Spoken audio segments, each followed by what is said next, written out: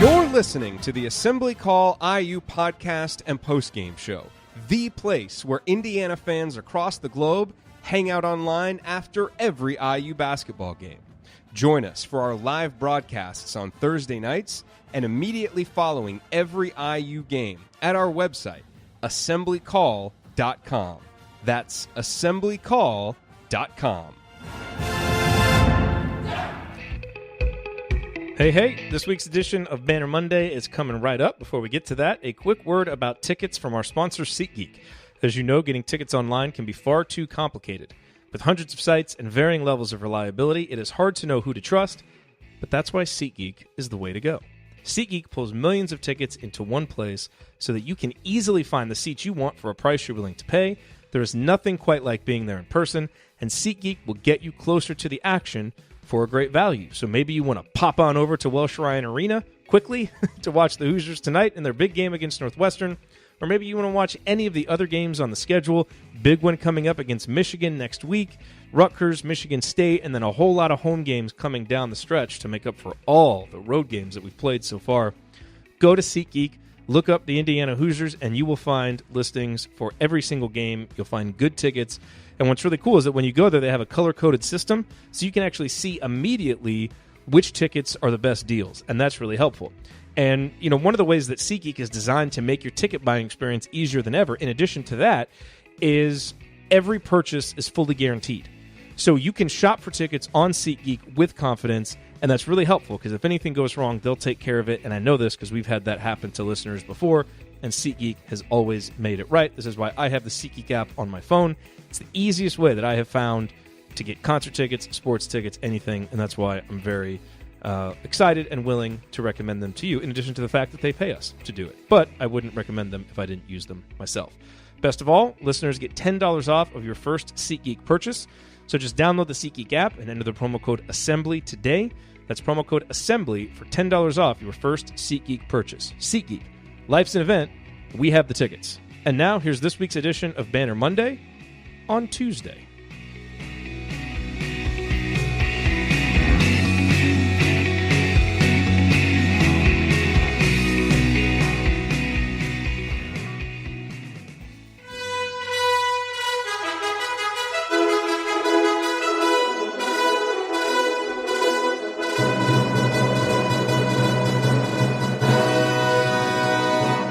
And welcome, Hoosier fans, to this week's edition of Banner Monday, where we kick off each week by doing what IU fans love more than anything else, talking hoops. This is the 12th edition of Banner Monday, and it is our 471st episode overall of the Assembly Call, recorded on the afternoon of Tuesday, January 22nd, 2018, a day later this week due to the holiday on Monday. I am your host, Jared Morris, and let's begin this edition of the Assembly Call how we begin every edition of the Assembly Call, and that is with our Hoosier Proud Banner moment. You know, banner moments have certainly become difficult to come by over the last 2 weeks. Concerns abound with the team, and rightfully so. And this episode will surely focus almost exclusively on what's gone wrong with the Hoosiers, because frankly, it's been a while since something has gone right. But long ago, back when this show first started, we made a commitment to always start every show by finding something positive to say about the program we love. Because while candid, knowledgeable, and nuanced analysis has always been a pillar of this show, so too are a spirit of support for the program and a desire to create a conversation and a community that IU fans actually want to be a part of, win or lose. So while the general tone of online discourse has shifted around us in the last 8 years, growing ever more polarized, ever more impersonal, ever more impatient, and ever more infused with negativity and rancor, we unapologetically hold firm to our belief that critiquing what is wrong with IU basketball can and should be balanced by pointing out what's right and always keeping an eye toward the bigger picture. Now, that doesn't mean that the amounts of good or bad will always be equal in any given show. That can, of course, shift by the game or by the week based on the team's play. But it does mean that you can count on us to not take the easy, lazy way out and just claim that everything is wrong and everyone sucks.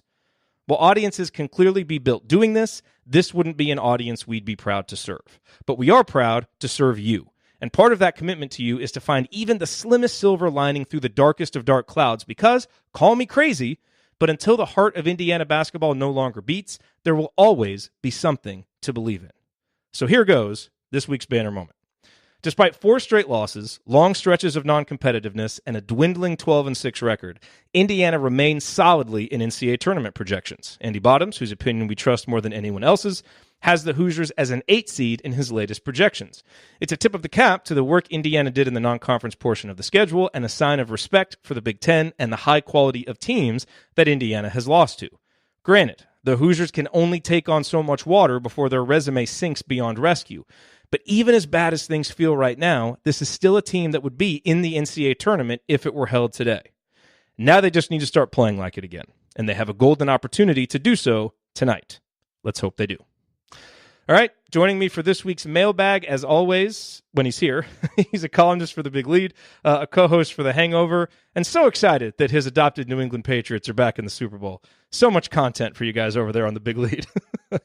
By the way, I want to point out that my adopted New England Patriots, I don't know where you get. Just needling you. It was one game. I know. One game. I was rooting for the Chiefs this weekend. I know you But were. the thing is that when you say that to an Indiana fan base, a fan base in that state, they get really edgy and really. I wonder why. I don't know. I don't know. Something happened in the past. I don't know. But yeah. So just to clarify for everybody, Yes. I was not rooting for the Patriots to get to the Super Bowl. I was rooting for the Patriots to beat the Chargers, which they did after that relationship severed. It's done. So I've got no allegiances there. I just want to make that clear because I definitely got some messages over the weekend. Thanks, Jerod. Sarcasm apparently doesn't come over very well on a podcast. Does not come over very well. Video. No. So yeah, I agree with you fully on this team. Look, we're in a bad spot. Indiana is in a bad spot. And look, from selfishly, we don't like I like people. I think people think we're okay with the losing sometimes because we do try and find the silver lining. No, we're not. We're selfish. We want to talk about a winning team, a team that's going to win the Big Ten championship, that's going to make a run. Selfishly, we want to be able to break down the good stuff Indiana's doing, not the bad stuff. And so the last couple of weeks have been hard. I mean, it's hard to, like, you guys, I know, I'm sure it's hard to watch a loss, and it's hard to maybe even come on the chat and everything after a loss. It's doubly hard for us to have to fill an hour's worth of content after every loss. We can't just do 20 minutes. We have commitments where we have to make this about an hour. And so it's really hard to do that after a loss because all I want to do is go bury my head and drink a couple beers and then bury my head somewhere. Like, so we're definitely as peeved as you guys are with the way things have been going. I think it's always worth pointing out the bigger picture. And while this year is not in the Big Ten, is not turning out the way we want so far, I still think the program is in a healthy spot long term. That is comes with a lot of assumptions about what I think these guys, this coaching staff, can do with development and all that stuff. So yeah, we're not where we want to be, but also, a couple weeks ago, this team was 12-2 and riding high, and one of its 2 losses was by 1 point on a horrible foul call. So this is the ebb and flow of the season. This is what happens when you're in a really good Big Ten. You have to be at your best every night, and this team's been injured, it's been banged up, and then it hasn't played well. I think that's on top of it, and I think we do talk about the injuries a lot because I think that they are certainly a factor in where this team has gone, and I don't think there's any question about it. I mean, when you have 3 top 100 recruits coming in and 2 of them are lost for the entire season so far, that's huge because those are players that Archie Miller handpicked to bring in for a specific reason, and he has not been able to rely on them. So I think that's huge, and that really rips at your depth, and it also rips at competition for these guys because these guys will be competing for minutes with other guys, and I think that elevates everybody's game. So really, we're at a point where this team needs to find some silver linings for itself and really get things going because you're right, Jerod. They're still in NCAA tournament projections, as I think they deserve to be based on what they did in the non-conference. But the arrow's definitely pointing down in terms of the trend. Like, they got to win some games. Sure. Oh, yeah. But they're still firmly in the NCAA tournament, which I think surprises a lot of people because they look at the last 4 games and they're like, man, how are they even an afterthought in the NCAA tournament? But they did work. Those are all top 20 teams that we lost to. Yeah. That's part of it. And they did good work in the non-conference. I mean, you beat Marquette, you beat Butler, you beat Louisville, you went on the road, and your 2 losses were on the road to the number 1 team in the country. And again, a road game at Arkansas that they lost because a tip-in didn't move a centimeter to another direction, and then they got an awful foul call. So you really have to respect what they did in the non-conference and then and understand where they're at right now. Plus, the Big Ten is just so deep this year. You cannot have a night off. Indiana's had 4 nights off, and can't do that. So we'll do mailbag. Actually, we got some breaking news that we need to get to first. Answer a few questions. Then Mike DeCourcy will be here with the Big Ten Roundup, and Josh Wilson is going to help me preview IU Northwestern after that. But let's start, Ryan, with some breaking news. We heard the rumors there for a little while, and Jeff Rabjohns kind of confirmed it. He said, and this was at 1:41, I'm hearing that Indiana guard Devontae Green did not make the trip to Northwestern and will not play in tonight's Big Ten game.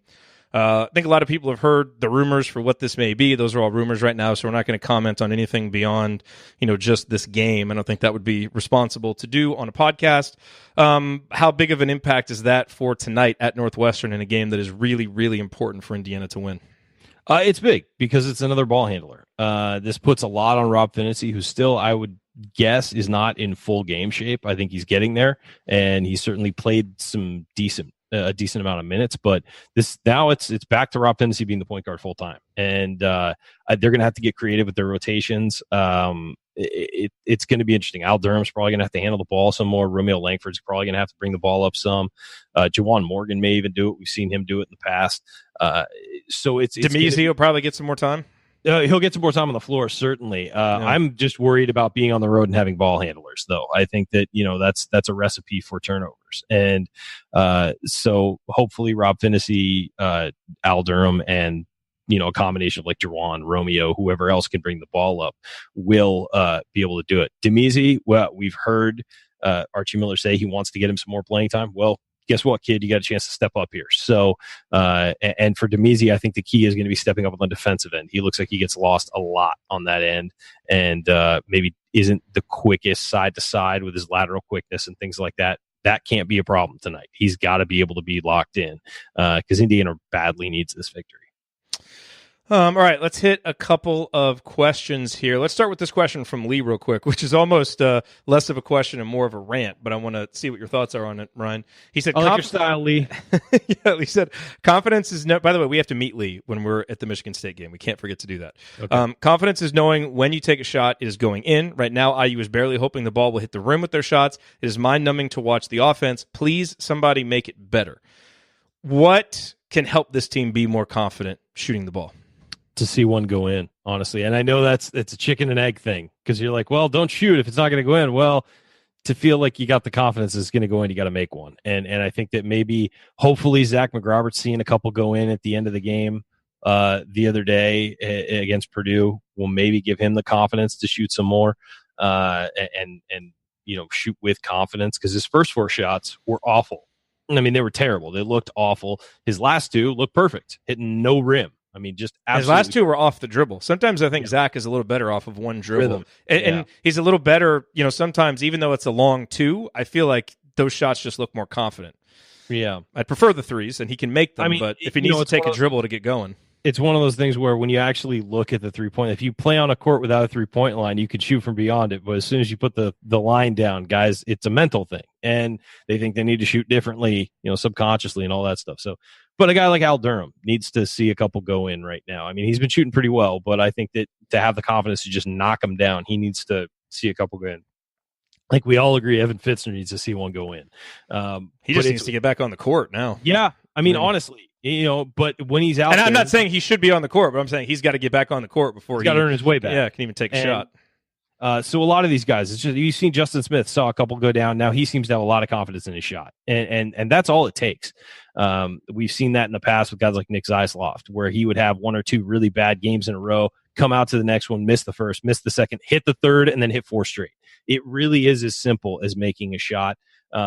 And also just practice and repetition and rhythm. It's all about just getting yourself to feel comfortable in that release. When you release the ball, that it's going in, or at least every time you release it, it has a chance to go in. And right now, I feel like a lot of guys are shooting because they feel like they have to, not because they're confident that it'll go in. And you know what else might help too is maybe a little bit of enthusiasm about what you're doing. It's funny, like Ben and I, we just did Basketball 201, and you watch Purdue run offense, and they run offense. Like, they run hard, they cut hard. And you don't really see that a lot from Indiana right now. And I wonder if part of that is effort, and if part of that is we're still thinking through the offense isn't instinctive like it is for a team like Purdue that's been in the system for a while. And so I just wonder if something like that, before you even get the ball, just confidence in what you're doing can help. Well, and I think some of it is definitely fatigue, and it's not like, well, he's only played 10 minutes. Why is he tired? Well, I think it's the overall mental fatigue of this season, having to play so many minutes, having so few guys around. That wears on guys. It's not an excuse. It's the truth. I mean, it wears on guys. And also when you're going poorly, when you've lost. Yeah, if you're struggling, if you're playing all those minutes and things are flowing and the offense is clicking. Exactly. But when you're struggling, it does look different. And it's, you're right. There is a confidence factor to everything. So I would say, yeah, I think these guys need to. I was joking that they needed a slump buster. I think they need a slump buster. They need a game where everything goes right, because stuff has not been going right. And even if it's a fluke game that doesn't tell you much about this team because every shot falls, they need one of those to just feel better. We all need one of those. Yeah. Okay, so from Mike, he wants us to talk about the record in January versus February record predictions. So the way that I kind of looked at this and broke it down is just looking at all of our remaining games. And Ryan, tell me what you think about this, but there are 5 games that you look at the Ken Pom win projections that Indiana should win. At Rutgers versus Iowa versus Ohio State, at Illinois versus Rutgers. We have a 58% or better win probability in those games. There are 4 games then that are toss-ups, where it's between 48% and 52%. That's at Northwestern tonight, at Minnesota, home against Purdue, home against Wisconsin, and then there are 4 games that we quote-unquote should lose because you've got a 38% or less chance of winning. That's home against Michigan, at Michigan State, at Iowa, home against Michigan State. So that's 13 games remaining. To me, if you can go 4-1 in the games that you should win, allow that maybe one of those 2 road games you get slipped up, but you go 4-1. If you can go 2-2 in the toss-ups, which, according to the probabilities, you should be able to go 2-2 in those. And then if you can just pick off one of those games that you should lose, you go 1-3 in those, that's 7 more wins. You're at 10 wins. That gets you to 19-12 overall. So if we step back from just the awfulness of this 4-game losing streak and how much it feels like it's put us behind the 8 ball, and it has, if you just look at the schedule upcoming, there is a very reasonable path to the 10 wins that you feel like you need. Now, we all felt like, hey, maybe this team could win 11, 12, 13 games coming into Big Ten play. The standards, I guess the expectation's a little bit lower after seeing that, hey, maybe this team isn't ready to compete with the top 4 or 5 teams in the conference. But that's still a pretty reasonable path to 10 wins if they can just get back to playing with some semblance of the, confidence and focus they had earlier in the season. If you and the thing you've got to think, if you get into the NCAA tournament with let's say a 7 seed right now, it's probably about where you'd be if you went 19, right, 7 or 8. Yeah, 7 or 8. You get in with a 7 seed and you've been through the Big Ten, and let's say this team is perfectly healthy. Let's say, for example, they get Race Thompson back, and then everybody else is sort of at 100% or close to it, which is asking a lot. But let's just say they get their guys back and they have the depth they expected, and you've been through this meat grinder of a Big Ten. That's a team that can make a run in the tournament, because you're not going to face anything tougher than you've already faced. You're not going to face, unless you face Duke again, you're not going to face a team that is demonstrably as good or better than you faced before. And so, I feel good about that. Now, that's not where we want to be. That's not where the program wants to be. We're talking about from today, from January 22nd, if you're moving forward, going through this meat grinder, getting to a point where you get in the NCAA tournament as a mid-seed, you've got to feel like coming out of the Big Ten, there's going to be a couple teams that can make runs. And why not Indiana if they get healthy? I really don't, see an issue with that, because this team went on the road and played, or neutral sites, and played really well early in the season. And if you can get back to that, hey, there's something there. So yeah, I'm not predicting this team's going to make a big run in the NCAA tournament or whatever, but I'm saying when you have a superstar like Romeo Langford, when you have a guy like Jawan Morgan, and if you can get healthy around them and get guys to 100% around them, those are the kind of teams that do make runs. I mean, when you have 2 guys you can count on, and when you have other guys filling out their roles. Now, this team needs to be able to knock down open shots. We've said that for a long time. This team really needs to be able to lock down open shots. And whoever comes in next year, by the way, you want minutes. Whoever the recruits are coming in, you want minutes. Start working on your 3-point shot right now. If you're a bench guy and you're not playing, start working on your 3-point shot right now. And it's been extra hours in the gym just working on it. Grab a manager and work on it, because that's how you're going to see the floor. If you can defend and you can shoot, you're going to play on Archie Miller's team.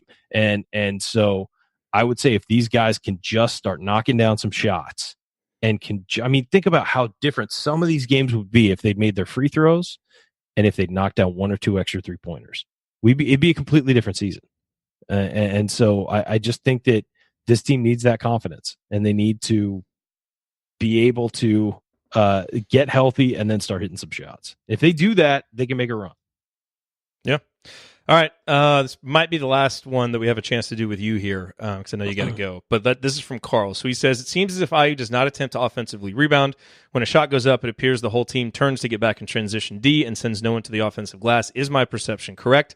I know that physically we are limited by size, and transition D is a priority for Coach Miller, but it seems there should be a little better approach to this. So, Carl, I will just let you know your perception is correct. Yes. Archie Miller values transition D over offensive rebounds. Last year, we were 74th in offensive rebounds, but that was in part because of personnel. When you have a guy like Freddie McSwain, you allow him to crash the glass, and his offensive rebounding percentage was outstanding. But you go back to his last 3 years at Dayton, his teams were 337th, 205th, and 288th in offensive rebounding percentage, but they were all in the top 50, top 60 defensively. So it's kind of one of those philosophical things. He'll sacrifice the offensive rebounding to not give up easy baskets going the other way. But it's not that he doesn't teach rebounding. His teams at Dayton were strong rebounding teams. His last 4 years there, 56th, 60th, 6th, and 90th in defensive rebounding. It's just a philosophical thing. Now, right now, the problem is Indiana is not good on rebounding on the defensive end. So they're bad rebounding on both sides, and that exacerbates it. But your perception is correct. And Indiana's profile in that respect is actually very similar to what Tony Bennett does at Virginia as well. Yes. So it can win. It is just a now. I would argue that maybe this year, when you're struggling with offense, you might want to try and send a guy like Justin Smith to the offensive glass a little more. But you're right; it is a philosophical thing for Archie. Pack line defense teams almost always ignore offensive rebounding to get back on defense and get to that free throw line and then locate your guy and move out. And that's just a philosophical thing about the pack line defense. You have to have everybody back, and you prevent transition, you prevent dribble drives. That's the whole system. I will say Indiana is very limited by size. I think if you had a guy like a Trace Jackson Davis, maybe you let him hang around. I mean, you'll see Juwan Morgan. He gets to hang around a little bit because he knows that his guy is going to be the trailer. So he gets most of his are also his own shots that he rebounds too. But he gets to linger a little bit if you watch the offense. But the guards all running back on defense. And it's a philosophical thing. Some guys like Tom Izzo are everybody crash the glass. We give up 2 in transition. I'll take it for another 30 seconds of possession for the trade-off. But, that's just not what Archie Miller does. And it is extreme, but you'll run into that. Some guys do it. Some guys don't. Some guys don't. The guys who value defense tend to have their guys go back on defense. Do you need to go, or you have time for one more? Well, let's do one more. Okay. Let's see here. So Michael asked, break down the coaches and what responsibility each has in practice. So I haven't been to a practice yet, but I do have a couple of inquiries out to people who have been to practices to get more detailed information on this. But just based on my perception and what I've been told, and Ryan, I'll see if this is kind of where you fall. Ed Schilling is known as an individual skills guy, like great at working with, now he's been a head coach too, but he's really known as a guy that improves individual skills. Bruiser Flint obviously comes with, 20 years of head coaching experience. So he's kind of like Archie's right-hand man in terms of being like, an assistant head coach type, kind of seeing the whole floor. I don't know if he has a specific focus on offense or defense, anything like that. I think his background is more defensive, so if he does, it would probably be there. And Tom Ostrom is really known more as a recruiting guy. I don't know what exactly he does in practice, but again, as I said, I haven't been to a practice, but I do know several people who have, so I'm waiting to get their insight. So we will hold this question over for Thursday. But that's kind of my basic understanding of it, just from what I know. Do you have any other insight to add to that, Ryan? No, really, I don't. I knew more what the old staff did.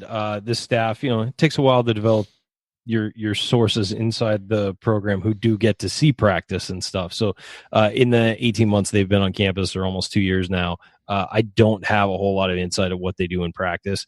I have heard that the practices are very intense. I've heard that there is a lot of defense, and which, I mean, I think this team needed when Archie took over. But I would be curious to see what they do from a shooting aspect. Of course, they don't practice shooting ever. Oh, okay. I'm kidding. Thanks, Coach. I think that's what some people believe, though. Thanks, Normandale. But no, I mean, I would be curious because that's kind of like up my alley, the shooting stuff. I'd be curious to what they do and what they do individual work outside of practice and things like that. Some coaches let guys just work on their own and don't, aren't there critiquing everything. Maybe they'll video it and let the guys work on their own, video it, and then maybe offer critiques after. Some guys have someone standing right there while they shoot every single shot and tell them what they're doing right, tell them what they're doing wrong, all of that stuff. So it really just depends on philosophy and how you approach it. But that would be interesting to me because I think that's a huge deficit on this team is shooting. And it would be, but also these guys weren't recruited. A lot of these guys weren't recruited as a shooters. So it's not in their pedigree. So maybe it's, I don't think it's I think shooting can be developed. I don't think it's something that you either have or you don't. I think some people have funky shots that just happen to go in, and that's just a natural ability, and they figured out a way to game the system almost without having a perfect shot. Jordan Hull's a perfect example. That guy's shot you would never teach to a kid, but it went in all the time, and God bless him for it. But then you see a guy like Marshall Strickland, who honed his shot over years and became a phenomenal shooter by the time he was a senior. It just depends on each guy's body chemistry and what they do. But it really is something that this team needs to work on and this program needs to work on because they didn't shoot it well last year. They're not shooting it well this year. They need to figure something out because, as we all know, the three-point shot has changed basketball. Thank you, Steph Curry. And it is a different game now, and you've got to be able to knock down open shots. Doesn't matter. I mean, I use 2-point percentage is unbelievable for most of the year, and their field goal percentage for most of the year has been unbelievable, and they're in close games. I mean, when you think about that, the reason why is because 3 points are more than 2. I mean, it's that simple. And tip of the cap to Steve Alford, who started that revolution with the first year the 3-point shot was out, hitting 200 of them en route to a national championship. Yeah, he's great. Steve Alford, the player. I said he's great. What? I know. So, we've talked long enough about you as, shot doctor, shooting coach. At what point are you going to put out like a video on the assembly call feed? Like a shot, like take somebody, get in a gym and then record like a half hour, Ryan running through a shot doctor, like what you would do to fix somebody's shot. And I'm not even being facetious. Like I would actually like to see that. We've got to get a player who's willing to be critiqued. So let's find an active player who's willing to be critiqued, whether it's a high schooler or whatever. Somebody who's an active player who plays a lot, who's willing to be critiqued. Yeah. Would you do it? I think it'd be fun. Yeah, sure. Get Jordan Hulls. I wonder. Okay, no, Jordan. So we're gonna change your shot. You're gonna move it in front of your face, at the top of your head. I wonder if we could do it. If we could find someone to volunteer when we're up in Bloomington in March and just go to the hyper or something. Sure. Why not? Right, if you want to have your jump shot critiqued by the shot doctor, let us know. I'd do it 100%. I think that'd be pretty fun. All right. I think it's funny because I have friends who, like, when we were in our like early 20s, who would be missing shots, and I'd like take them one day when we were just shooting around at a gym, and I'd like work on them. My buddy Gabe, who you've met, worked on. Dude knocks down threes like crazy now. It's so funny. I just taught him how to do it. It's easy. We also have to have like a game of horse between all of us. Oh no, I'm not playing anymore. What? Shooting? I don't play anymore. You could shoot. I know. I'm just messing. All right, I got to get out of here, folks. All right, there he goes. We've got another drop of that. We have another drop of that now. There you go. That is awesome. Later, guys. And I've got Brian, if you're listening, I got your question. It was going to require a longer discussion than we had time for today, so I'm going to save it because it might actually end up being a segment on Thursday night show. So just know that I got your question, and we will answer it, but it'll probably be on Thursday night show. Okay, coming up on the Assembly Call, it's time for our Big Ten Roundup with Mike DeCourcy from BTN and the Sporting News. We will get his thoughts on Indiana's dreadful week and talk about some of this week's surprising results around the Big Ten Conference. Stick with us here on the Assembly Call.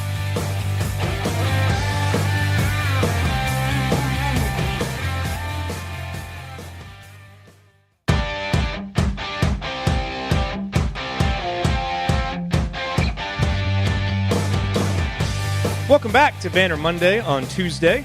Each week here in our second segment, we zoom out to get an objective opinion on the Hoosiers and look at how things are going across the Big Ten Conference. And there's no one better to do that than Mike DeCourcy, who covers Big Ten hoops for BTN in addition to his columns for the Sporting News. Mike, welcome back to Banner Monday on Tuesday. Hi, Jerod. How are you? Doing well. We're just going to have to rename the show officially to Banner Monday on Tuesday. So I guess we have to start out talking about Indiana. And since last we talked, the Hoosiers have lost 2 games by a combined 30 points. It has not been pretty. And I think all Indiana fans watch the games, we kind of understand what went wrong. So what I'd like to get your perspective on is, as we look forward now, the Northwestern game tonight, then Michigan, then, a surprisingly spry Rutgers team, especially at home and at Michigan State. What are the most important things that have to get better for this Indiana team to get out of this funk and start winning some games? Well, I think the first thing that has to happen is that things have to happen faster, especially when you consider you're going up against. When I look at why was Rutgers able to take care of Nebraska last night? Well, what's Nebraska's weakness? They're too small. You can beat them up physically. They don't have a true big man. Isaiah Roby is a very versatile 6'8", 6'9" guy who can handle, pass, and shoot. Who does that sound like? So that's what you have to consider as you go into that game. Look, you know what you're getting in Northwestern. You've already dealt with it. You probably have to play better than you did last time because now it's on the road. But you know what you're getting, and Michigan's going to be a handful. But I look at I'm not. They shouldn't look forward, but I look at that Rutgers game as one you just have to get to avoid this stretch being a really disappointing stretch. I mean, you've already lost 4 in a row, and now you're going into a stretch of 3 road games and 4 in the home games against one of the top 5 teams in the country. So for me, that Rutgers game becomes so important, and that's why I say things have to happen faster. You have to be the more electric team, and that's something they have not done particularly well for a lot of this stretch. They have been too ponderous. It takes them too long to get to where they want to go on offense. And in so doing, they get exposed to physicality. The longer you take to run a possession against somebody like Purdue that throws a lot of big bodies on the floor, the longer you take to run a possession, the more their physicality wears on you. The faster you go, the more crisply you make the bigger guys move. Travion Williams got to chase you. If you make that happen, then you have the advantage. And for as small as this team has become physically, they're not playing with the kind of rapidity they need to. Ponderous was a great word to describe what happens to this team a lot. I don't know if you heard, but Devontae Green did not make the trip tonight. He is out for this game. There's the possibility that he could be out longer, although all we know right now is that he'll be out for this game. How do we know he's obviously been an up and down player, extremely inconsistent, but Indiana's also thin in the backcourt, and he's one of the few guys with some experience in some of these opposing road gyms. How do you assess the impact of not having Devontae? Well, it increases the load on Robert Finney and Al Durham. Al as a guy who we know is among the better shooters on the team, and this increases his load and his responsibility. And I in some ways that can be helpful because Al might feel like he can play with a little bit more freedom and not be concerned about whether a shot is necessarily his to take, so to speak. I don't think Devontae's ever had that problem, and I haven't seen Al pass up a lot of shots, but he might get more opportunities. And you're talking about a guy whose number has been always a pretty good number from 3-point range. So that might be a small plus, but there's no question Robert's going to have to play more minutes, and he's got to play. He's got to play better. He's part of what I talked about in terms of things happening faster. And the injury, I think, knocked him back a good bit. The timeout, and I don't know whether there's any lingering effects of that as he continues to work his way back in from that absence. But he has to be more decisive in what he does offensively. And when I say decisive, I mean he's got to see gaps and hit them. And that he's going to see gaps in this game. He might not see any on Friday. We'll see. But he's going to see gaps in this game. There's length but there's not the sort of ability that small player quickness that he has on Northwestern's team. They have really nice size, length, and athleticism in the backcourt. But you can get around those guys if you're aggressive enough. If you're sitting there looking, okay, where's the opening? You're never finding it because you're talking about 6'6", 6'5", 6'7", mostly in the backcourt for them. So you're not going to find it looking for it. You're going to find it creating it.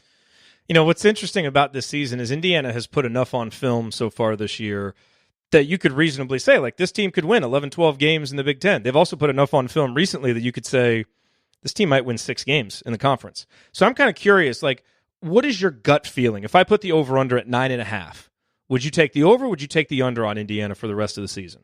I would probably take the under given the schedule. The schedule at this point, it's never been easy.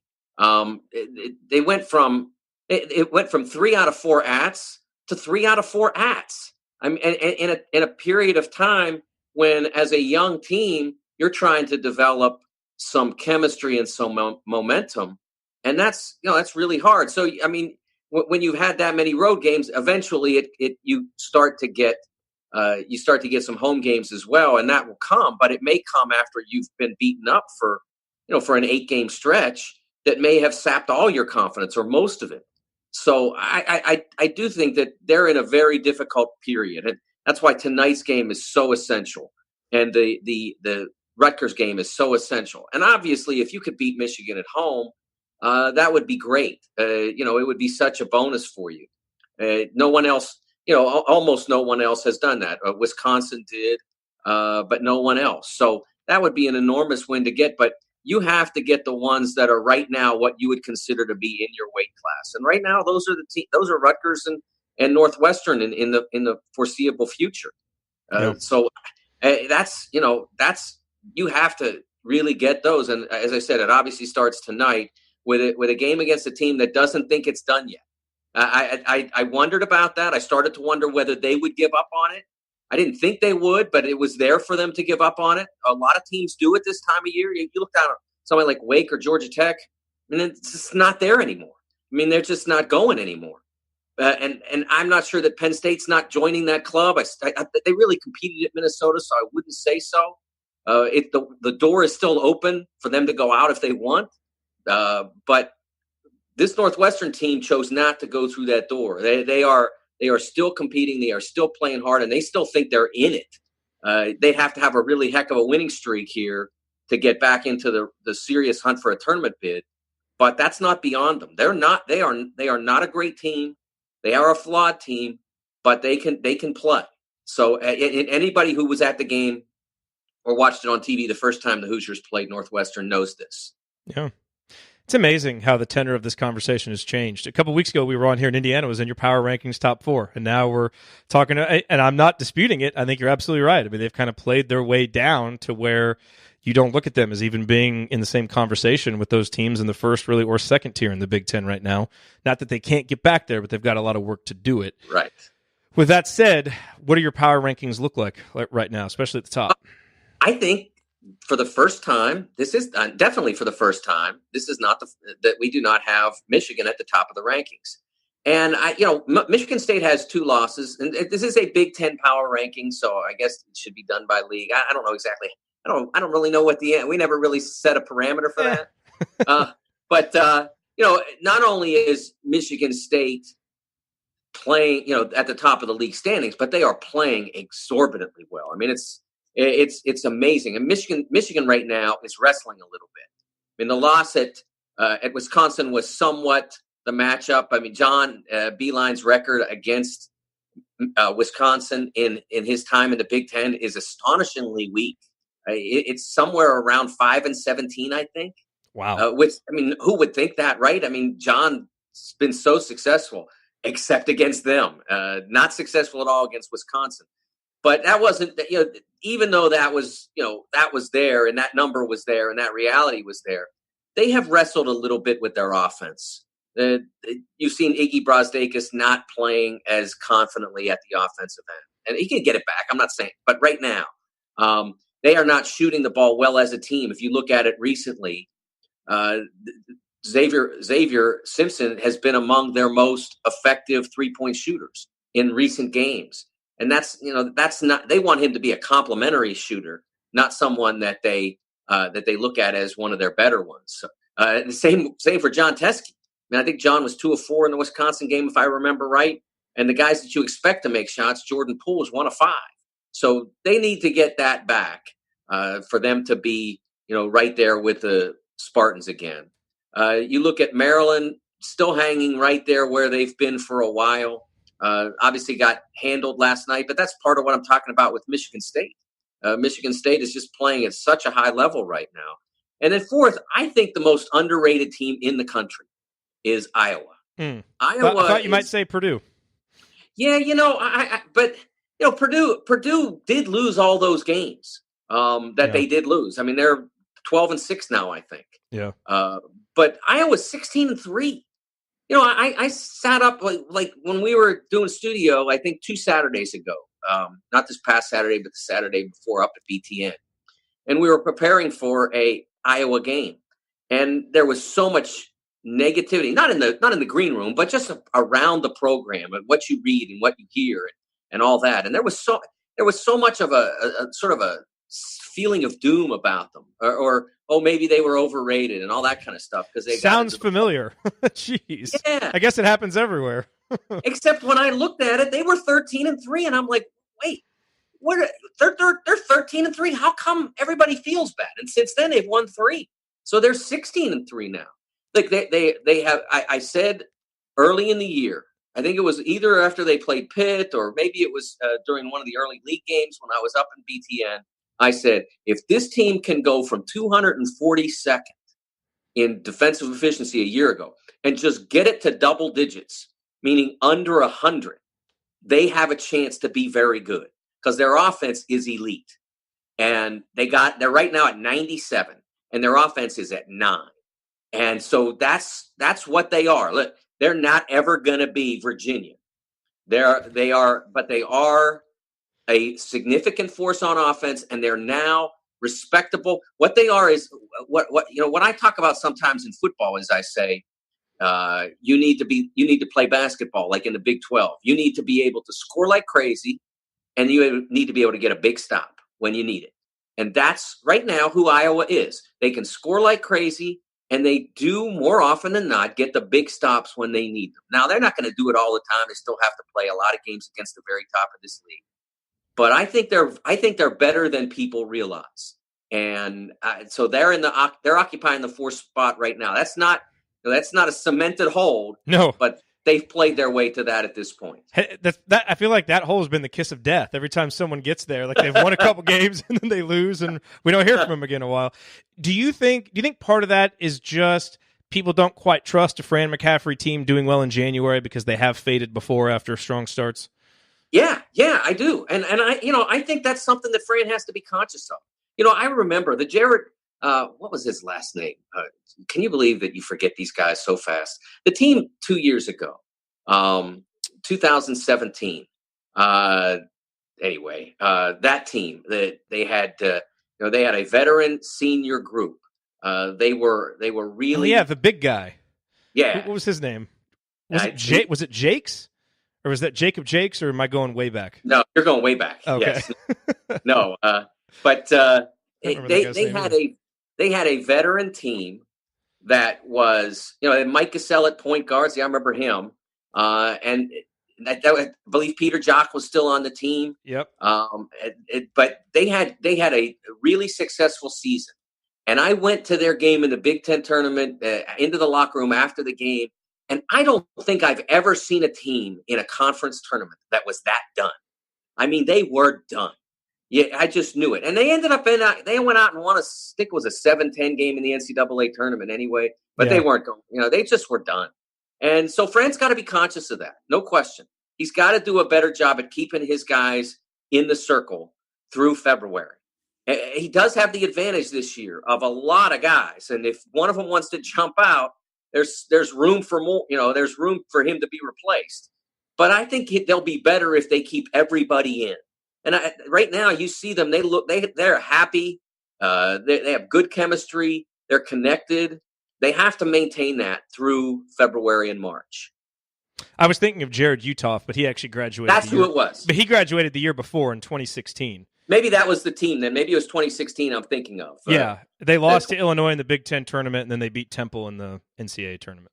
Yeah, it was because that was the year of that was. Yeah, because they were ranked weren't they ranked third or fourth that year, or was that a couple years prior? I think they got that high that year, and then trickled down, and they played in the quarters on a Friday. Yeah, and they, like I said, I went into that locker room and I just knew they were done. And I do think they ended up winning their NCAA tournament game and then just getting absolutely run. Yeah, they did in the against the 2 seed on that Sunday.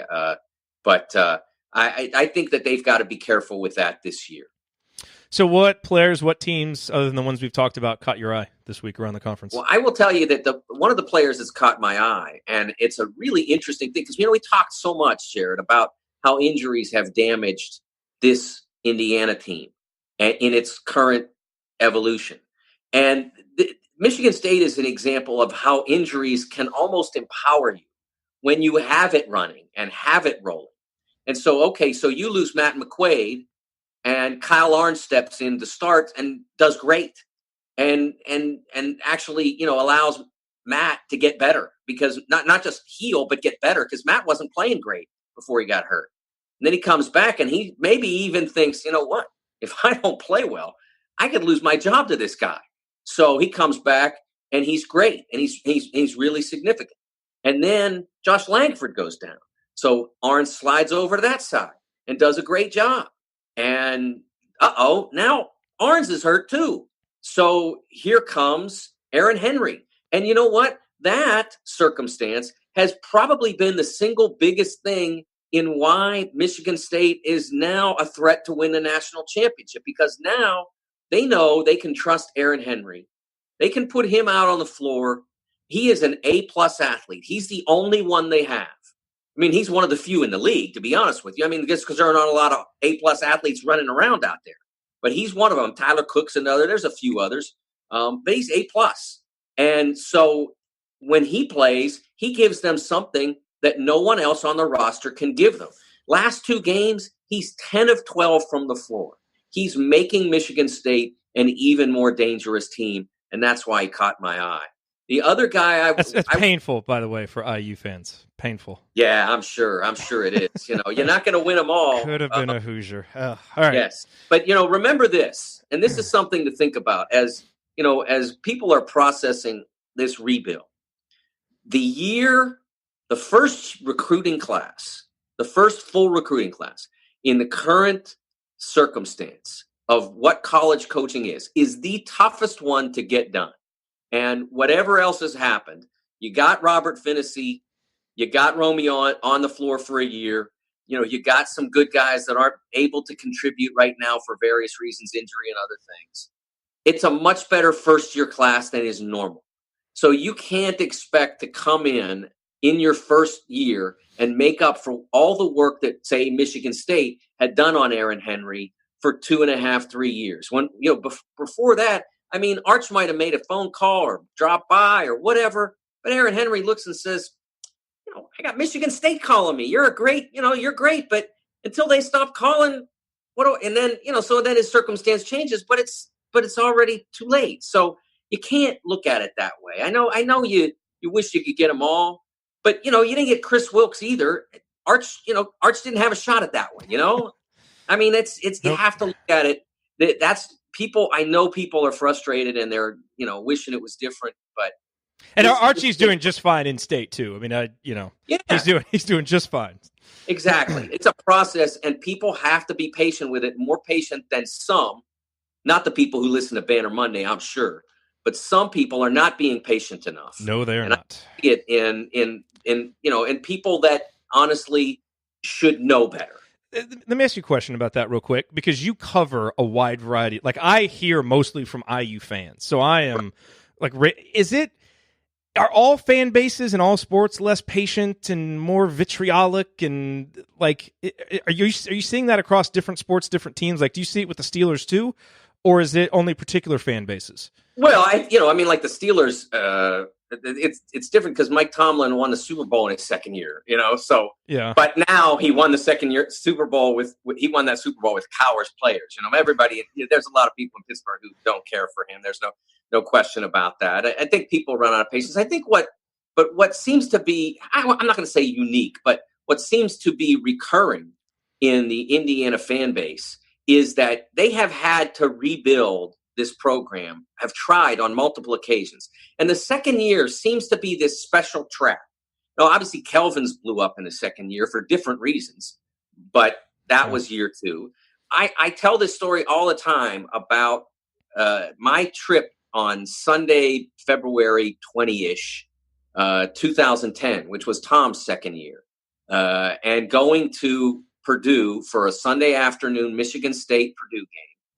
And being in the press room and listening to people talking about other media people talking about whether Tom was going to make it.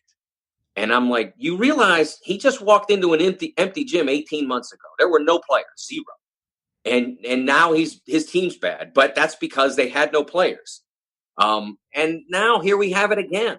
You have to understand, he did not walk into in an ideal circumstance. There were very few players left over. Obviously, Jawan is one, but it's a process. Look at that roster, and consider who's not playing, and then say, "Well, my gosh, how come they're not top of the league?" I mean, it doesn't make any sense. They're flawed. They are not big enough. They are not experienced enough. They are in the most difficult league. If you put this team, this very team, and time traveled it back and played last year's schedule in that league, they'd be fine. I mean, they wouldn't be great, but they'd be fine. But this league right now is a grinder. There's no other league top to bottom right now that's as strong as this league. SEC's, I saw some stuff on ESPN, the best league, Wait a second now.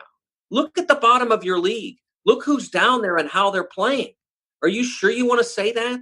The ACC's got Wake and Georgia Tech going out there just, getting rolled by 30. And I'm not talking about I'm talking about every night. Texas A&M got rolled by 23 on Sunday or Saturday by Mizzou, which hadn't even been playing well. That was a home game. It doesn't happen here. If you're getting rolled by 23 at home, it's getting done by Michigan or Michigan State or Maryland. I mean, it doesn't happen with, our equivalent of Mizzou right now is probably Northwestern. I mean, that doesn't happen in this league. You got Rutgers that goes out and beats an NCAA tournament team last night. Illinois beats an NCAA tournament team last week by 25. That was some real talk right there, and I like it. The irony is, real talk that actually has nuance is the one that gets branded as sugarcoating and making excuses. But it's actually the one that explains the situation the best, so people have an actual understanding of what's going on. So thank you for that. Okay, so we got a little bit sidetracked there, but let's look ahead with the rest of our time. What matchups should everybody be keeping their eye on? Michigan State and Michigan have some other tough matchups coming up this week. Am I right? Exactly. Well, you got no football on Sunday, so I got the way to get you through that. And that, unless you count the Pro Bowl, and that's not the way to get you through that. No, that is not football. The way to get you through that is Michigan State Purdue on Sunday on CBS in the afternoon. That'll be at Mackey? That's a good question. I believe that is at Mackey. Yeah, they played the last one up there. Yeah, that's right. Yeah, because they've already played it at Breslin. So that one's at Mackey. So that's a compelling game. And then at 5:00 Eastern, Iowa, Minnesota on BTN. We'll have that game for you. And I think that's a fascinating game. I already went through all of Iowa's circumstance. Minnesota, we had their game against Penn State on Saturday night, I believe it was. And it was not an impressive performance by the Gophers. They were not strong in that game. They struggled in that game. They were not aggressive. They got behind early. They did not defend Lamar Stevens very well in the first half. They turned it on in the second half, played very well. And now they've got, a game against Iowa, which, as I mentioned, is offensively maybe the hottest team in the league. What they did on Sunday, they nearly hit 100. They were that good offensively against Illinois. Last question for you: as Indiana prepares to play Northwestern tonight. Obviously it's the new renovated Welsh Ryan Arena. It'll be our first chance to see that. It always felt like, back in the day when Indiana would go up there, the place would be half or more Indiana fans. Is it going to be like that again, or is Northwestern, do they have a little stronger foothold now?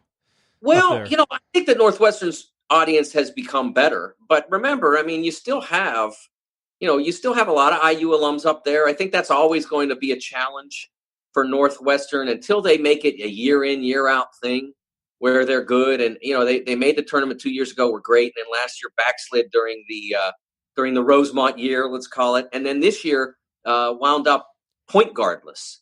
And that's set them back. If you gave them a quality Big Ten point guard, they would be in the mix with Minnesota, Iowa, you guys, Ohio State, all the teams that are trying to stay on top of that survivor battle. Yeah. They'd be in that mix instead of like half step, 2 steps out, half step, 1 step, 2 steps out of it as they are right now. That the point guard situation really causes them problems. And so I think that their audience is not quite as engaged as it was 2 years ago. But if they win the night, then they maybe start getting back in all the way. But the new arena, has energized the fan base a good bit. The people who are predisposed to go now have a more inviting place to visit. So I do think that there'll be the IU fans who live up there. It's still a pretty compelling reason to go. It's a question of how motivated are they off a 4-game losing streak? Are they there to help get them off that streak, or are they staying home thinking, I don't want to spend my money and my time out in the cold if our team's on a tough run? Well, I sure hope they get there. If they only have one chance to get there and see the team play, let's go. I don't know. The season is not over, folks. But one of my fears is if you lose this game, you really need a big crowd for the Michigan game. That Assembly Hall won't be quite as electric as it would be. Like, I feel like this win is an important one just to pull people back in who will let one 4-game winning streak totally ruin their entire attitude for a season, which doesn't really make much sense to me as a fan, but I don't speak for everybody. Yeah, I from that standpoint, I was surprised when I went down to the Northwestern game. That was my one game so far this year. And I was surprised when I went down that it was not a full arena and it was not an electric arena, because you only get a Romeo Langford in your program every now and then, and even though they're not a top 20 team right now, there's still a lot of entertaining basketball to be played. Yeah, it's I think you said it very well earlier. There's been a lot of rebuilds, and it's almost like with every time you're going to kind of lose some people who need a little bit more to come in and fully embrace it, which is a shame, but that's just kind of where we are. All right, Mike, thank you as always. Back to the regular schedule next week. Does that work? That'll be great. Yes. All righty. Excellent. Okay, coming up, it is time for our game day preview. Indiana takes on Northwestern tonight. What do the Hoosiers need to do to complete a season sweep of the Wildcats? Josh Wilson and I will break it down next. Stick with us here on the Assembly Call.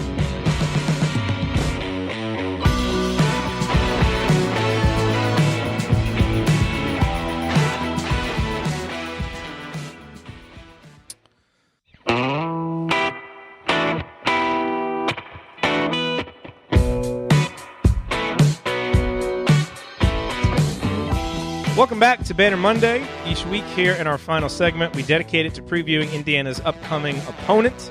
And there's a quick turnaround between the end of this show and Indiana's next opponent because the Hoosiers face Northwestern tonight, 9 o'clock Eastern, 8 o'clock Central. The game is on BTN. John Crispin will be doing the color commentary. He is one of my favorite color commentators on BTN, so I think we should get a good call of the game. This is one to watch. I'm not going to tell you to mute it or anything because I think Crispin does good work. And it's a really important game for both teams. Northwestern has 2 straight road games after this. They lose this game, they'll probably be 2-8. Indiana, we know what faces the Hoosiers and what they have behind them, the 4-game losing streak, Michigan at Rutgers, at Michigan State coming up. So Indiana obviously needs this win in the worst way. Here to talk about it, to preview it, is Josh Wilson from the Inside Out Pod. And Josh, I just want to start this off. Number one, we have to issue a joint apology for the last preview that we did. Our preview of the Nebraska game was based on what happened in the game, was about as bad of a preview as you could do. Now, I put part of that on us. It's obviously our responsibility for putting together a preview that essentially told people nothing about what would actually happen in the game, but I also put some of it on the team because they played terrible and didn't even give us like a basic level of focus and effort. And if we had known that, our preview would have been a lot different. So yeah. We previewed the Nebraska that played at Rutgers last night. Yes, and the Indiana that actually beat some teams and showed up. Yeah. So that preview was really terrible. We need to delete it from the archives because it was so bad. But we're going to do better tonight. And I think we're going to do better tonight because I think we're going to get a better showing from Indiana tonight. Like I can't fathom them not. I'm not saying that there's really been anything the last 2 games that has been suggestive of a turnaround, except that, 4 straight losses back against the wall. We do have some, talented, prideful guys on this team. I just can't fathom them coming out and laying another egg. And Northwestern doesn't present some of the matchup challenges that Nebraska and Purdue did, to where it really kind of like fed off of itself. It's like if you're not on point and you got these matchup challenges, it just you get run out of there. And I just don't see Northwestern being able to do that. So I expect a much better effort from Indiana tonight. Yeah, I do as well. I was able to watch the first game of the season against Northwestern in person. And obviously, I think we all remember that Derek Pardon kind of did what he wanted. And part of me thinks that Jawan just didn't want to get in foul trouble. But, Pardon's a really good player. So obviously, that's going to be a tough matchup. And then you got Vic Law. And I think Romeo's probably going to play him. That's a good matchup. They're going to go head-to-head again. So you really only have to worry about those two. And Ryan Taylor, if he's feeling good, can knock down some shots. But they're top heavy, much like Indiana is. So I think there's going to be a couple good matchups, and Indiana should be able to exploit those. If they come ready to play. Well, Ryan Taylor has taken 132 3-pointers this year. Vic Law has taken 95 3-pointers this year. So just to give you some perspective here, Romeo Langford leads Indiana with 66 3-pointers taken.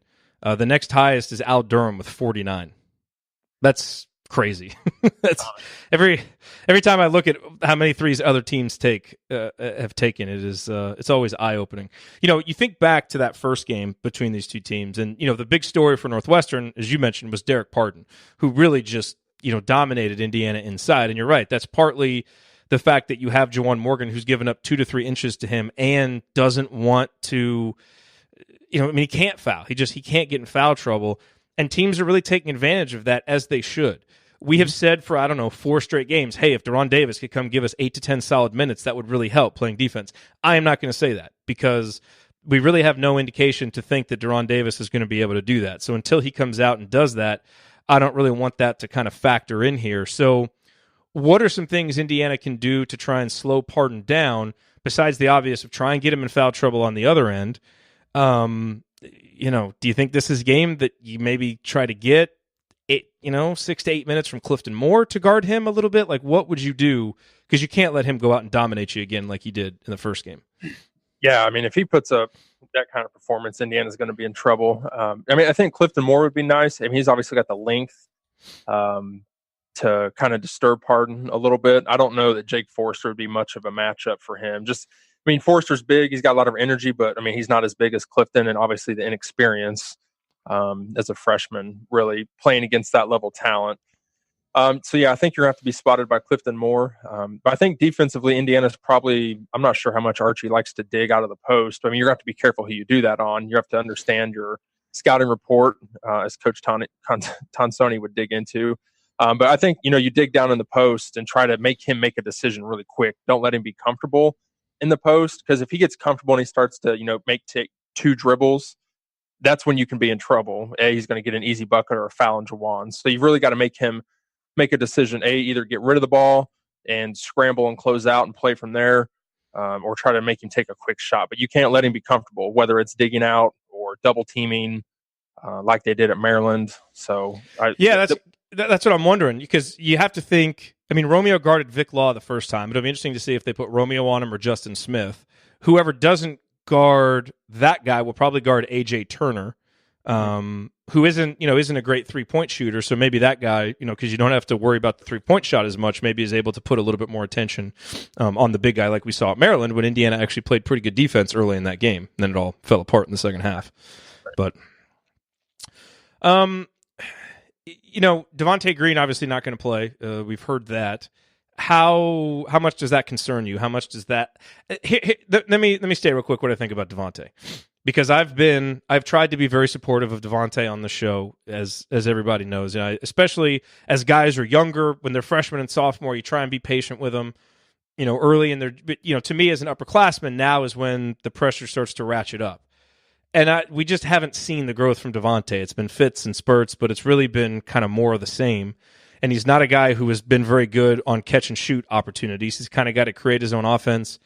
And a lot of times when he's done that, 70% of the time it hasn't been good. And that's not worth it for the 30% that is good. So my gut reaction when I heard that was, man, that's going to hurt our depth, but it does not change my expectation for tonight. As long as you don't get any other injuries to the backcourt and any foul trouble, that's where it could really hurt you. But I've lost some confidence and some hope that he's going to kind of turn it around. One's patience only can go on so long.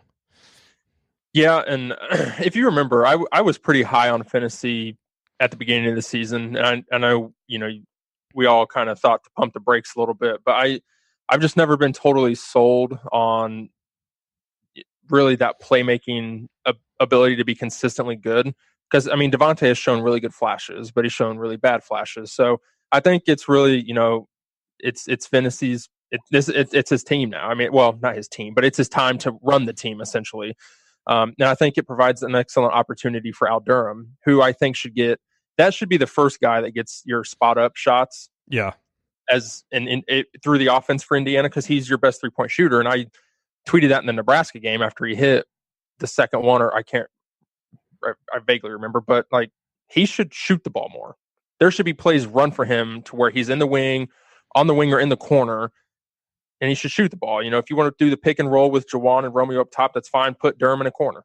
And so I think, it's going to provide a lot of opportunity for them. I'm not really worried about the level of play dropping off because, like you said, we haven't gotten a lot, to be frank, from Devontae. And it's very disappointing because I think we all expected a lot out of him, but we haven't.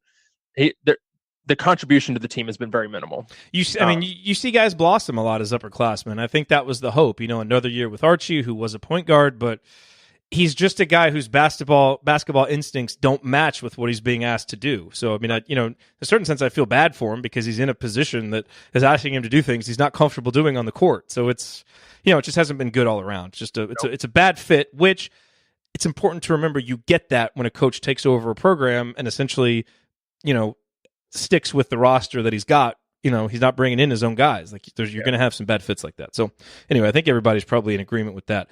So where are the places that you think Indiana can really take advantage of Northwestern? Because, what I see here is, Northwestern doesn't force a ton of turnovers. Their 2-point field goal percentage, offense and defense, are both terrible. I think they're 14th on offense, 13th on defense in the Big Ten. So it would seem like Indiana will really have some opportunities to get some buckets in the paint, which they've obviously been good at and have relied on. And Indiana's 2-point field goal defense has been terrible, so maybe Northwestern won't quite be able to take advantage of that like some other teams. So it seems like some of the things that have really hurt Indiana won't be as big of an issue in this game. It won't matter if we don't show up and compete and play really hard, but that's the baseline expectation for every game. So I have some hope because of that. I just feel like this is a matchup that caters more to us if we can handle the moment and handle the atmosphere. Yeah, and I think you're correct. I was looking it up earlier. Indiana, they got to the free throw line 19 times in the previous matchup. So really, I think Indiana just needs to attack the paint. And it's really the only good thing that they've done all year is attack the paint. So that's what they needed. Yeah, Indiana won 11 of 19. So I would like to think that the free throw shooting has improved since then, because that's when we were in the midst of. Did you watch the game on Saturday? Well, yeah, that was. It had improved before then, right? Yeah, we were on a good stretch. So, yeah, they got to attack the paint, and they got to make Northwestern guard them, just because they're not. The depth isn't there. I hate to bring this up, but much like Nebraska, but Indiana didn't do what we told them to do. So hopefully they listen. Attack the paint. Move the ball. You see the team so often is kind of stagnant on offense. They need some motion. They need to move the ball. It needs to be crisp. crisp ball movement. Like I would die to see that right now tonight. So hopefully we get to see that. But they got to attack the paint, get to the free throw line, and just make Northwestern guard. You make Derek Pardon and Vic Law play like Juwan Morgan plays on defense sometimes, where he doesn't want to get in foul trouble. And I think you're going to set yourself up really well. But I mean, shooting the three is not this team's, MO, obviously. So hopefully they just have to learn to knock down open shots. It's a confidence thing. It really is, because these guys can shoot the basketball. It's a confidence thing. So, and that's where we're at in the season. Are we confident enough to hit shots? The other thing to remember about Northwestern that people probably would not assume is they are the 11th tallest team in the country. They are really tall and they're really long. You look at the guys they start, Gaines is 6'4", AJ Turner 6'7", Ryan Taylor 6'6", Vic Law 6'7", Derek Pardon 6'8", Miller Kopp 6'7". So I mean, they are tall. They will have the advantage, that way. They don't necessarily have the big towering guy like Bruno Fernando, but it's all basically people that are Juwan and Justin Smith's height. So that's going to be a challenge for Rob Finney, for Al Durham, for Zach McRoberts even, who will give up a little bit of height. So, I think also from a rebounding perspective, Northwestern is not a good offensive rebounding team, but they do have length. And Indiana's defensive rebounding fundamentals, they were better against Purdue, but they haven't been great, throughout this losing streak. So I think that's the other thing on the road. If you give up a lot of second chance points, that's the kind of thing that gives the other team momentum. And Indiana's really got to continue the growth they showed against Purdue. That was one thing they at least did a little bit better. And some of that came from the guards doing a better job of rebounding. But they've got to go out there and rebound better against a longer team and be able to deal with that length. Yeah, it's all fundamentals when it comes to rebounding. You just box out and, go get the basketball. If you keep a guy on your back, it's the easiest thing to do. But really, Northwestern's length could pose an issue. They're really what we thought Indiana was going to be, with all the length that we were aspiring to have and currently don't. Yeah, well, stop making excuses. Those are all just excuses. None of it matters. Very true. None of it. All right, so do you want to offer up a prediction or offer up a gut feeling on this one? I want to feel good, but I mean, it's a confidence thing, and your back's against the wall. A player's not playing tonight for reasons we'll learn later. You've lost 4 in a row. Everybody's dogging you. The fan base is ready to set, their couches on fire. How are you going to play? And just, I've been in the locker room, in college, and it's like, it's kind of a come to Jesus moment in the locker room. It's like, are we going to, settle for this anymore? Or, I mean, I've been thinking Saturday, the Purdue game feels like so long ago. I've just been thinking constantly to when Juwan Morgan was back on Andy Katz's podcast before the season, where he pretty much guaranteed IU to make an NCAA tournament berth. And it's like, okay, when am I going to see this Juwan? When am I going to see it? Because that's the type of game, that's the type of run that Indiana needs. Is like, all right, I'm not taking anymore. We're not playing. We're going to get our stuff together, and we're going to go out and beat somebody, and we're just going to go punch somebody in the mouth. So I want to feel that way, but got to be cautious. This team, they look defeated. So hopefully, I'm wrong about tonight. I don't feel good, especially being on the road. But I guess the good thing is they've played Northwestern. They know what to expect.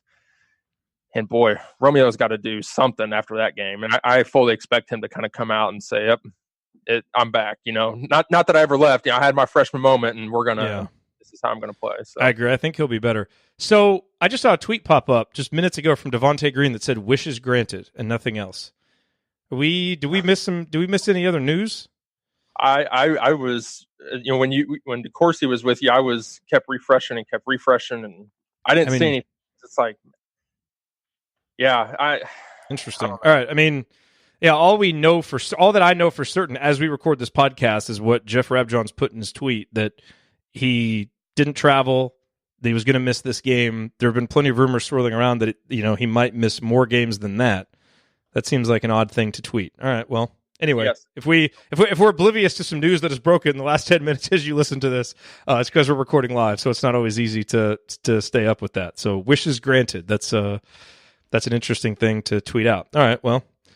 Maybe we'll have a lot to talk about Thursday night on Assembly Call Radio, because that is an odd thing. But look, for Indiana's wishes to be granted, its fans' wishes to be granted, all that has to happen is a win. I don't think there's one Indiana fan that, well, I shouldn't say that. Indiana fans, will bicker about a lot of things, but I think we'll all just be able to exhale if you just win. I don't care how pretty it is.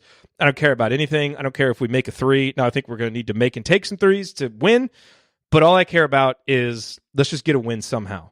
You get a win, you stop the bleeding, and now you look ahead and you say, all right, you know what? We got to go get this win at Rutgers, and we got to try and get one of these games in Michigan or Michigan State. It's probably not going to happen, but you at least bring your head above water for a moment. And sometimes you just need that. So let's just get the win, guys, and we can all exhale and look forward with a little bit more optimism and open-mindedness as opposed to the the bewilderment and exasperation of the last 2 weeks. Yeah, winning cures all, and I think if they can win tonight and then Assembly Hall brings itself to, a national telecast, and hey, Michigan is gettable, and they are. They're this team. It's just a few minor fixes, and I've seen people write articles about can Indiana really fix itself? Well, they're easy. Shooting is a confidence thing. It's a practice thing, and these guys can make shots. They've all done it. It's also a rhythm thing. Yeah, and absolutely. Better offense can help with that. Yeah, and I think if they just come out and they punch Northwestern in the mouth, have a good game on Friday, they can win these games. They have the talent to do it. There's plenty of time left. Yep. So it all starts tonight, though. Like they've got to be ready to play tonight. Archie can't be going to the 16 under timeout down 9-2. If that starts, they're in trouble. Yep. Okay. That'll do it for us on this week's edition of Banner Monday. If you want to see us do the show live and be part of the live chat, join us at assemblycall.com on Monday afternoons for the live broadcast of our Banner Monday recording, and you can always subscribe to our podcast by searching for Assembly Call wherever you listen to podcasts. And don't forget to go to assemblycall.com or text IU to 66866 to join our free email newsletter, which will make you a smarter and more well-informed IU basketball fan. Thank you for listening. We'll be back later tonight to talk IU Northwestern. We hope you'll join us. Until then, keep your elbows in and your eyes on the rim, and go Hoosiers. Thank everybody for coming out. All right, I got to get out of here, folks. Thank you. And one last note, because I forgot to mention this, listen to the Inside Out pod with Josh Wilson, talking Hoosiers, talking Pacers, talking Colts. You want to give the URL again real quick where people can go to? I forgot to mention that before we hit the outro music. Yeah, just go to at inside_out pod. That's the Twitter handle. All my links are in there. The podcast is available on any platform you listen. My viewership has ramped up since you gave me the last couple weeks, so I appreciate that. Good, man. You do I good work. Yeah, thank you. It's thanks to you guys, Coach Tonsoni. Y'all inspired me. So I love talking sports, and you guys, unlike some others think, gave us that avenue at no charge. So you guys inspire. We're just here to take advantage of IU fans. So glad we can do it. All right, we'll talk to you guys after the IU Northwestern game. Yeah, go Hoosiers. Thank you for being here and for listening to this episode of the Assembly Call. We appreciate it. And we really do rely on the support of audience members like you to keep our show going and to keep growing. And so we have set up a page on our website at assemblycall.com/support that lists 5 ways that you can support the Assembly Call. And we encourage you to choose whichever method is the easiest and most convenient for you. One of the methods is donating, and so many of you have donated, and we appreciate it so much. On that page, you can choose a monthly recurring donation or an annual recurring donation or just a one-time donation, whatever works for you. And if you don't want to donate, another way to support the show is you can use our affiliate URLs, iutickets.shop or iustore.shop when you're going to shop for tickets or gear, and we will get paid a small commission when you use those links. But however you support the show, we appreciate it. Thank you.